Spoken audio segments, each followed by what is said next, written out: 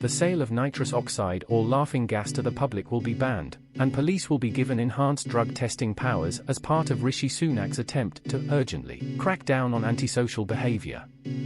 Levelling Secretary Michael Gove said the proposals would stop the parks being turned into drug-taking areas, and help ministers stamp out antisocial behavior.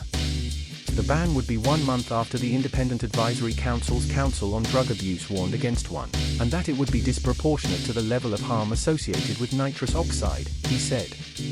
That control could create significant burdens for legitimate uses of the substance. Experts have criticized the same old tired drug policy from conservatives and insist that the ban won't stop young people from using it. A single recommendation alone will not be sufficient to successfully reduce the harms associated with nitrous oxide use, the ACMD report said. Current legislation prohibits knowing or reckless supply of nitrous oxide for inhalation, and dealers face up to 7 years in prison. The drug is typically released from small silver cans into balloons and then inhaled. Ignoring Commission's advice, Prime Minister announced plans to ban laughing in an antisocial behaviour action plan that will launch new Hotspot Police to make 16 districts in England and Wales have highest rates of disorder. Steve Rolls, a senior policy analyst at Foundation for Transformation Drug Policy, said, "This government appears determined to double down on the political theatre of forced drug policy as part of crackdown on antisocial behaviour. But criminal possession of nitrous oxide does not harm the health and social harms associated with it. Will increase and create new costs throughout the criminal justice system. To reduce risks, this government should sensibly redirect resources to risk education for vulnerable groups, and restrict sales of larger nitrogen cans that have no legitimate use. To reduce litter, it could adopt a recycling deposit scheme for nitrogen cans. In order to show that justice is done, under the Antisocial Behavior Plan, offenders will be made to wear overalls or hi-vis jackets and work under supervision. Penalties have been given where it is possible to clean up graffiti, collect garbage, or wash police cars."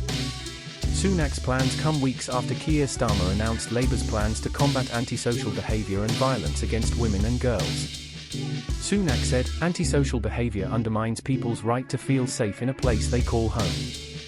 This plan of action shows how we will address this issue with the urgency it deserves. Stamp these crimes once and for all, so you can be safe, proud in your community wherever you live." Interior Minister Suella Braverman said, "There is no such thing as petty crime. Antisocial behaviour not only makes people feel insecure, it can also turn into serious guilt. Giving police the powers they need to offer a common-sense approach to cutting crime that puts law-abiding majority first. It has always been my priority, and that is what this action plan offers." When asked whether antisocial behavior is right priority for government in face of horrible rates of prosecution for rape and violent crimes, Gove said, "I think you should do both. You have to walk and chew gum." Last week, Starmer promised to halve such violence within a decade. She also said that a Labour government would never dismiss crime as low level, showing that even minor issues like repeated smoking near children's windows have had a devastating effect on people's lives.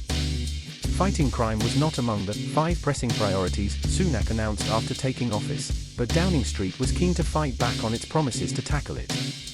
Shadow Culture Secretary Lucy Powell said she wanted laughing banned because of antisocial behaviour challenges posed by the Labour Party, but rejected government's plan as being based on nothing.